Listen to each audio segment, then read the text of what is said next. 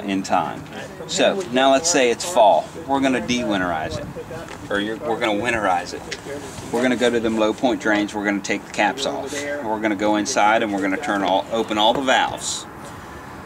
It's going to push most of the water out through the low point drains. Then we're going to put the caps back on. We're going to go inside and shut all the valves back off. Then we're going to come out here, and it's a regular hose. You're going to have to get about a hose and cut a 5-foot end off of it, because this is your freeze guard. You're going to screw the one end of the hose in there. You're going to have a cut off end down here, and you need 3 gallons of RV antifreeze. You're going to open one, put that cut off end of the hose in there, and what you're going to do then is you're going to turn your bypass off, or turn it to the on position, because we're bypassing water from going in here. And then this valve right here works this. So we're stopping water from sucking out of the fresh water tank, and we're sucking antifreeze up into this and into the lines. Once we've done that, we're going to go inside and we are going to turn on the water pump. Well, it's sucking antifreeze up, so we're going to go to the kitchen, cold water, run it till it's got antifreeze coming through. Hot water, run it till antifreeze comes through. We're going to go to the bathroom and do all those water systems. We're going to go to the back where the washer and dryer could go, do that water system. Now, we're going to also do this right here. Don't forget your shower spout in your where your shower is. A lot of people forget that. Now, once you've done that, you've got antifreeze in the entire system, you're almost done. But what you have to do is you have to come out here. Now remember, your water heater bypass is on, so no antifreeze has gone into this, and this is still full of water. So we're going to open this, make sure that stays open, and we're going to unscrew this. When we do that, water's going to start pouring out of here. When the water stops running out of there, the pump is still on. What I want you to do is come to this water heater bypass, turn it off, count to 7, and then turn it back on. It lets a little bit of antifreeze jump in the bottom of this tank where there's a little bit of water still, keeping that water from freezing come this winter. Then I want you to go to the back where the potable water valve is, open that valve, leave it open, and that water will drain out of those tanks. At that point, you're winterized. Now, what you have to remember is come this spring, you had this back on, you have to change them all back to different areas so you can de-winterize it. Now, we don't expect you to remember that. We're sure you're going to have some questions, so feel free to call, talk to your advisor. If he or she can't answer your questions, they'll probably get one of us on the phone that can help you. Now that I've bored you enough with winterization and de-winterization, we'll talk a little bit about the rest of this stuff in here. This right here, like I said, is your city water. We talked about that. You have to have a water regulator to have water running through the units, no more than 65 pounds of pressure. But if you have a hose hooked up, you have city pressure, you do not need your water pump, because you're not pumping water out of your fresh water tank. You have city pressure if you have a hose hooked up. Now, over here we have satellite prep if you're going to hook up satellite. You have cable prep if you're going to have, if the park you are at has cable. This right here is a black tank clean out, and what that is of course you're going to use a different hose than your fresh water hose that you would hook up to your city water. So you'd have one hose for city water, one hose to use this. You'd also want to hook the hose up, hook it up to here. Your sewer hose has to be hooked up there, and your black tank valve has to be open.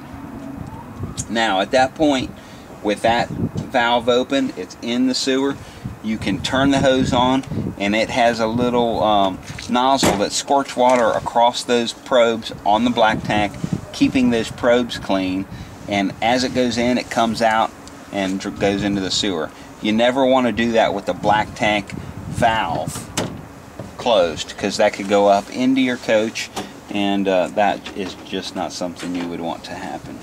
Now, let's say you have places where you're camping and you want to keep this door shut. You have a place here you can unscrew this, and another one down there you can unscrew that, and you can run all the hoses up from underneath, keeping this door shut and locked if you wish. So hopefully we informed you a little bit about this area, but It also has a little sticker right here that explains all that also. So we'll go ahead and shut that. Put this back on.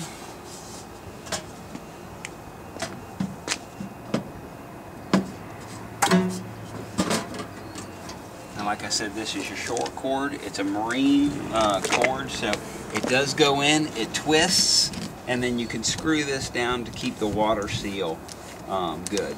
And that way water won't get down into there. Very expensive cord, so keep your eye on it. Be hard to replace that one. This right here is just that separate tank that you have. It's also full, so another 30-pound tank that's full, 3 altogether. This right here, you have a handle inside that you can put in there, just like the back stabilization jacks. You have a way that you can run those jacks and these landing gear jacks up and down if you lose 12-volt power. It's the same handle. I'll show you that. It'll go in there, and then for the landing gear, it'll go in there and you can turn them up or you can turn them down. Back at the stabilization jack, we'll walk right back here real fast. If you lose 12-volt power with the same exact handle, this gold spot right here, you can put that handle on there to run those up and down too, if you ever need to. Now, your bedroom slide, same thing as the other slides. The only thing different about this slide is you have no rails underneath to lubricate. All this is inside under the bed, so you would just, lubricate all these seals up, over, down, and then underneath, and then the same thing up, over, down, and underneath. They do have seals inside on the horseshoe molding, but you would never spray them with anything. They are inside, plus that would just make your trailer smell, so only the outside. This sticker right here basically tells you 80 pounds of pressure in your tires, the size of the tires, where the unit was made, when it was made, VIN number, gross vehicle weight of 18,000 pounds. That's about it on the outside. Now I will tell you a little bit about the roof real quick. The roof is a one-piece rubber roof.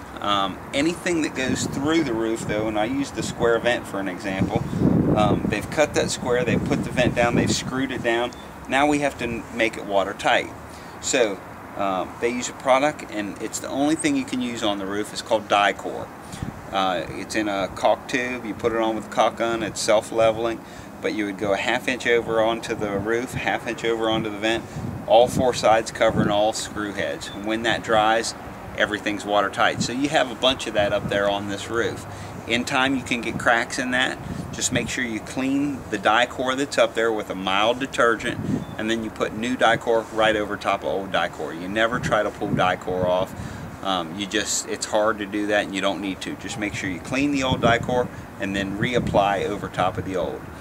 Some people will tell you check it twice a month. As a RV technician, I'm going to tell you as much as possible. Water is cancer to a trailer, and it will eat it away as fast as it can. So do proper maintenance, and this thing will last a long time.